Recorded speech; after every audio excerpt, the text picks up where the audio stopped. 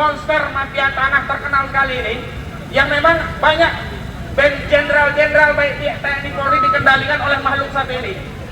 Jangan-jangan polisi takut mengusut kasus pagar laut karena petinggi Polri sudah disuap oleh Aguan dan Antoni Salim. Assalamualaikum warahmatullahi wabarakatuh. Saya ingin dudukkan perkara PIK 2, kasus pagar laut, sertifikat laut, dan perampasan tanah rakyat Banten oleh oligarki properti perampas tanah rakyat. Saya sebut Aguan dan Antoni Salim. Itu sebenarnya ada beberapa pelanggaran hukum yang dilakukan. Pertama, pelanggaran hukum perdata. Dalam aspek perdata, kami sudah melakukan gugatan perbuatan melawan hukum terhadap Antoni Salim, Aguan, bahkan termasuk Jokowi dan Erlangga Hartarto, Surtawijaya, Mas Kota, ke Pengadilan Negeri Jakarta Pusat. Apa perbuatan melawan hukumnya? Banyak, ada 8 poin perbuatan melawan hukum yang kami gugat di Pengadilan Negeri Jakarta Pusat. Yang kedua, aspek ketatanegaraan. Ini sebenarnya tugas dari Presiden Prabowo Subianto. Semestinya Presiden selaku badan atau pejabat tata usaha negara tertinggi yang membawai badan atau pejabat TUN yang ada di bawahnya harus segera mengambil keputusan. Yang pertama, mencabut status PSN PIK 2 karena bermasalah sekali. Yang kedua, segera melakukan moratorium penghentian proyek PSN PIK 2 baik di wilayah PSN-nya maupun di luar wilayah PSN yang nyaru menggunakan dalih PSN untuk merampas tanah rakyat dengan dalih ini proyek negara. Padahal ini bukan proyek negara, tapi proyeknya Aguan, proyeknya Antoni Salim. Yang ketiga adalah aspek pidana. Aspek pidana ini ada beberapa. Pertama, TPIDUM, tindak pidana umum. Yang kedua, TPIDSUS, tindak pidana khusus. Saya awali dari tindak pidana umum. Hari ini Lurah Kohot, Arsim, Sekdesnya, juga 2 orang yang menerima kuasa itu sudah ditetapkan tersangka dan ditahan oleh Bareskrim Mabes Polri dalam perkara tindak pidana umumnya. Apa tindak pidana umumnya? Jadi kasus pemalsuan dokumen atau memasukkan keterangan palsu dalam akta otentik sebagaimana diatur dalam pasal 263, 266, junto pasal 55 dan 56 KUHP. Tapi kita mau bicara bukan hanya sertifikat laut, tapi juga ada kejahatan pagar laut. Sampai hari ini polisi masih takut untuk nangkap yang bikin pagar laut. Yang bikin sertifikat laut sudah ditangkap oleh polisi. Yang bikin pagar laut ya 30,16 km sampai hari ini tidak pernah disenggol oleh polisi. Padahal sudah masuk data ke Bareskrim Mabes Polri, laporan dari LBH Muhammadiyah, nama-nama Mandor Mehmet, pelaksana proyek pagar laut, atau yang kedua Encun alias Gojali yang mendanai pagar laut, yang ketiga Ali Hanaf Biali Jaya, monster mafia tanah terkenal sekali ini, yang memang banyak band jenderal-jenderal baik di TNI Polri dikendalikan oleh makhluk satu ini. Jangan-jangan polisi takut mengusut kasus pagar laut karena petinggi Polri sudah disuap oleh Aguan dan Antoni Salim. Takbir! Allahumma.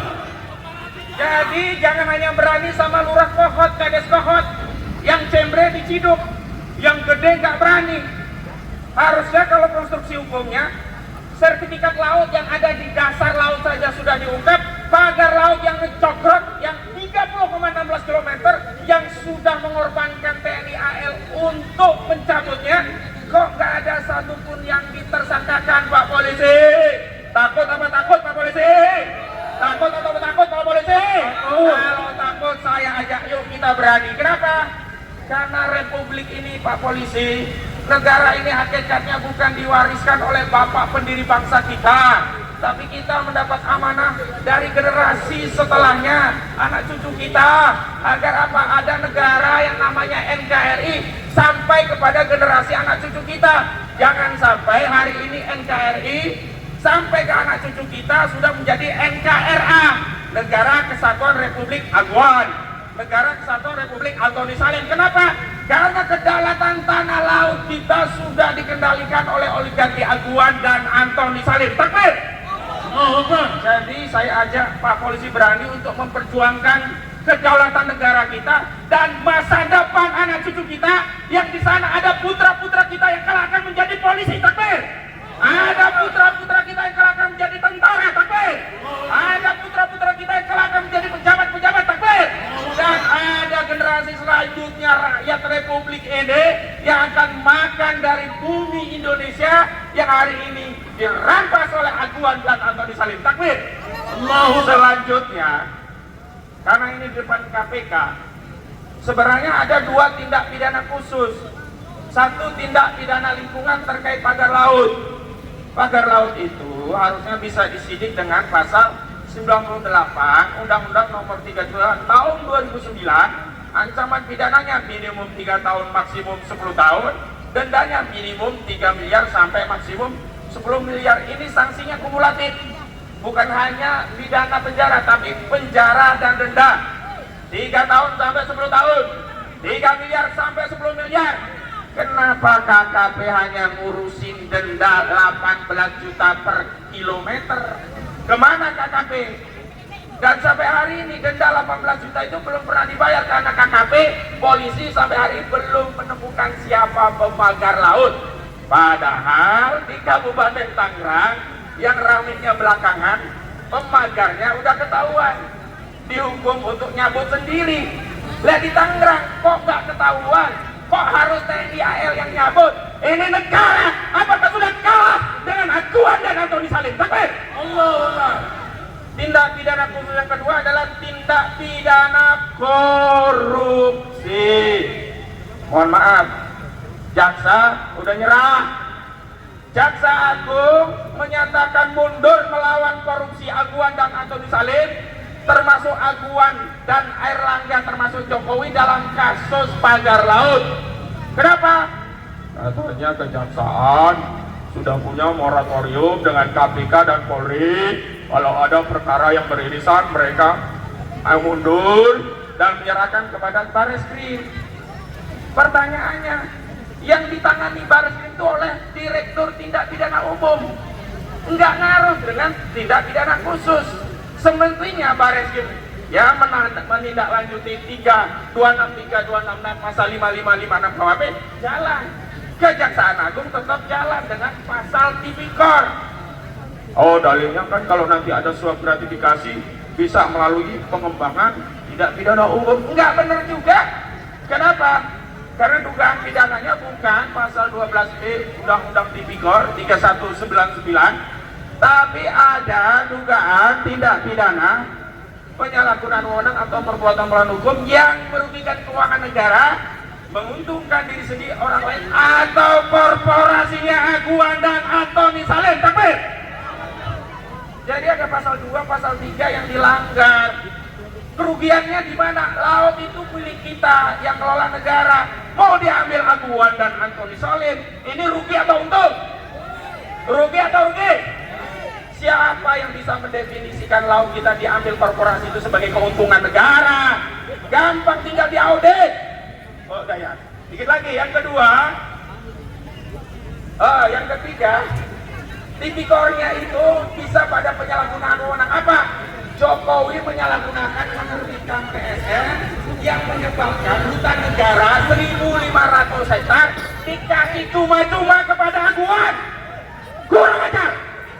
Jokowi kurang ajar, korupsi, menyalahgunakan wewenang. Maka kita rugi 1.500 hektar hutan yang dikuasai negara, hutan lindung mau dirubah menjadi hutan untuk kebutuhan proyeknya PIK 2 milik Aguan. Rugi apa rugi nih? Jadi sekali lagi, kalau Kejagung udah mundur, saya harapkan KPK berani jujur, itu hebat. Bagaimana berani jujur itu? Atau kalau KPK juga tidak menyentuh kasus Aguan dan Antoni Salim, maka KPK sama juga dengan Kejagung. KPK dibawa kendali Jokowi, KPK dibawa kendali oligarki, KPK dibawa kendali oligarki Aguan dan Antoni Salim. Takbir. Terakhir, kita harusnya punya negara yang bisa memikirkan nasib kita. Representasi negara adalah presiden. Tapi saat kita teriak, ya adili Jokowi, tangkap Jokowi, kepala negara wakil kita representasi rakyat mengatakan apa? Dasmu, dasmu. Hei Pak Jokowi, apa artinya? Kita sekarang yakin tidak bisa berharap pada negara, karena itu saya himbau seluruh rakyat untuk bersatu melawan kezaliman Aguan dan Antoni Salim. Takbir. Seluruh rakyat bersatu melawan kezaliman Jokowi dan Erlangga Hartarto. Takbir. Seluruh rakyat bersatu untuk menggulung kezaliman demi menyelamatkan Indonesia dan generasi kita selanjutnya. Takbir. Wassalamualaikum warahmatullahi wabarakatuh.